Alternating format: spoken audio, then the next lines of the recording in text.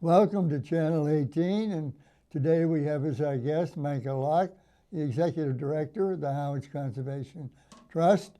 And Michael, you want to start your little discussion today with Coastal Sweep, is that right? That's right. Thanks, Paul, and thank you everybody here at Channel 18 staff and volunteers for all you do. It's a great resource. Harwich is very lucky. So yes, we have a Coastal Sweep beach cleanup, annual event. Right.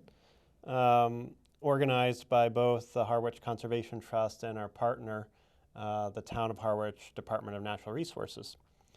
And so Saturday, October 3rd, volunteers can meet at 9 a.m.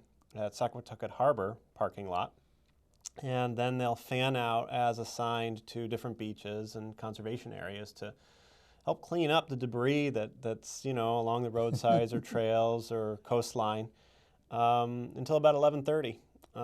It's just a 2.5-hour event. We don't like to take up too much time for folks on the weekend, but it's a fun event, and rain does cancel. But we ask folks if they're interested to pre-register by emailing us at hctevents@gmail.com. Okay. They can certainly call us too. You can find our phone number on the website, harwichconservationtrust.org. But it's a great event. There's been a lot of success.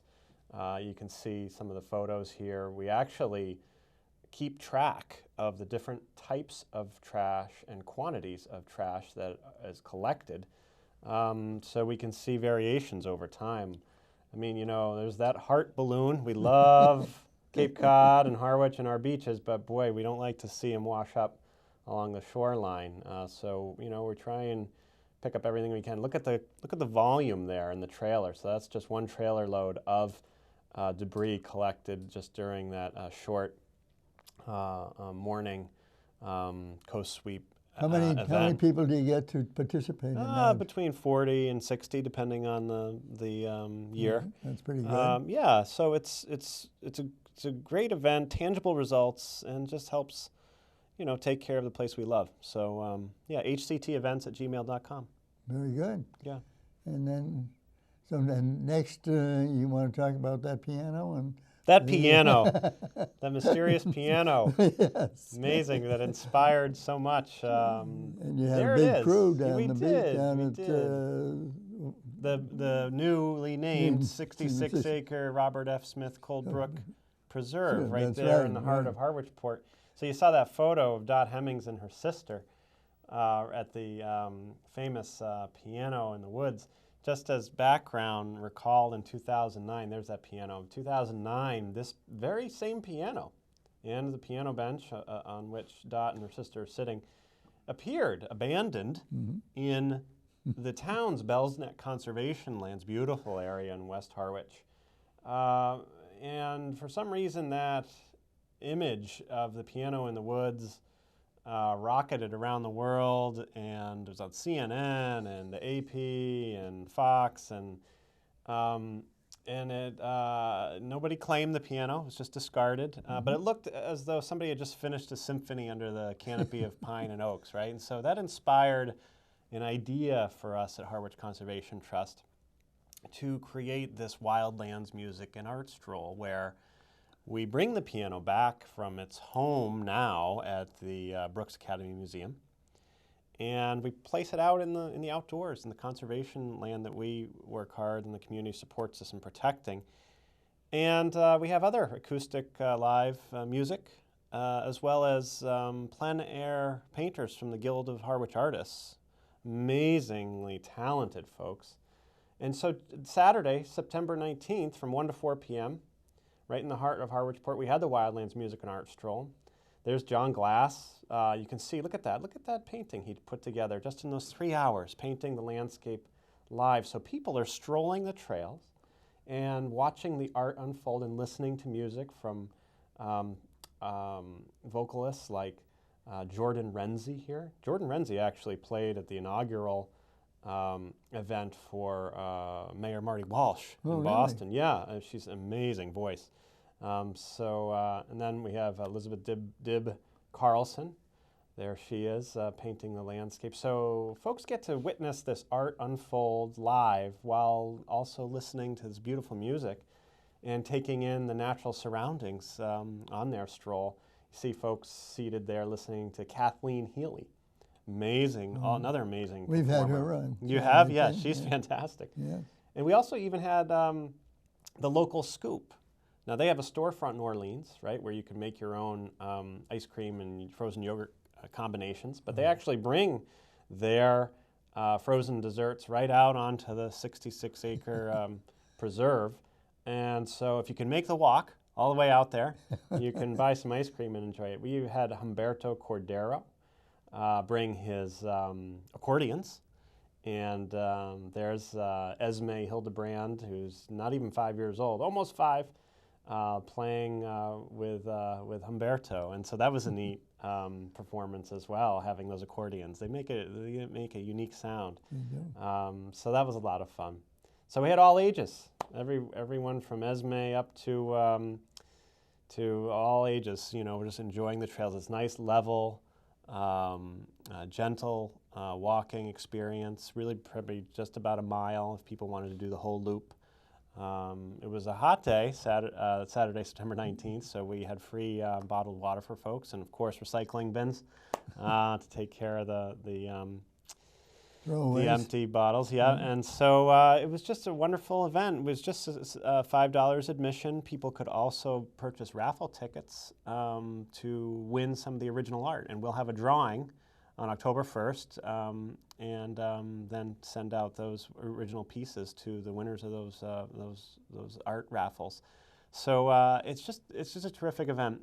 Third annual it was that we just had, and we look forward to another one. And we're so grateful for the support from local businesses who really helped make this event possible, as well as the time and talent dedicated by the Guild of Harwich Artists and all the musicians and all of our volunteers.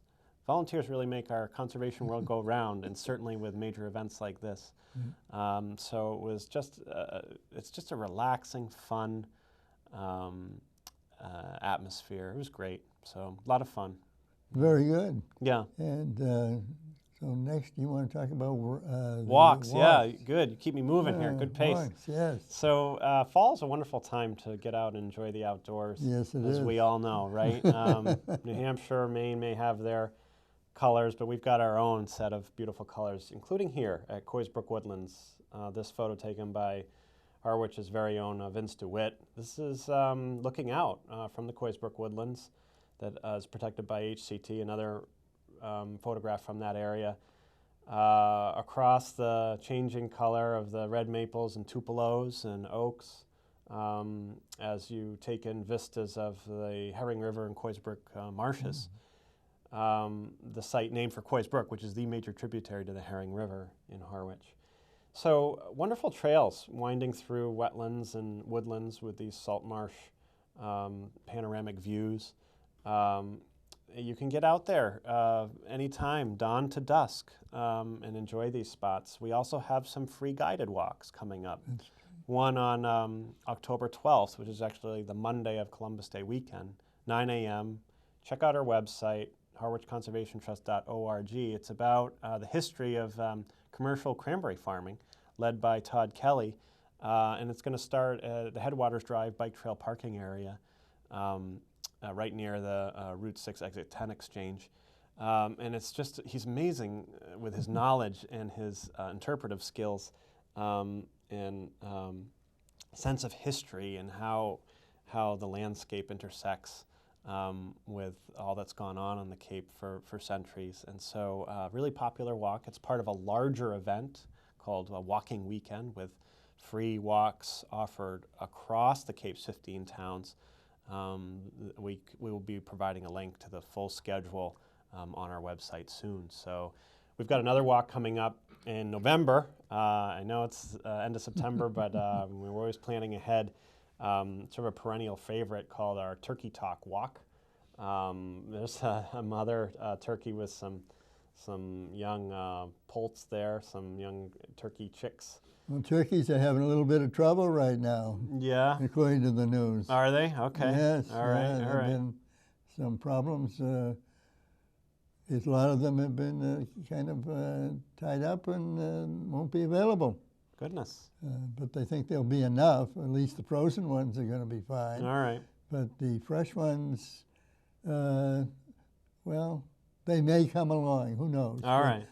Well, these ones will be safe. These are wild turkeys, and people can learn all about the Hawk's Nest area, as well as some pre-Thanksgiving turkey talk on November 21st, which is the date of our guided walk in that area. But that's also on the website. It's great walk by Irwin Shore.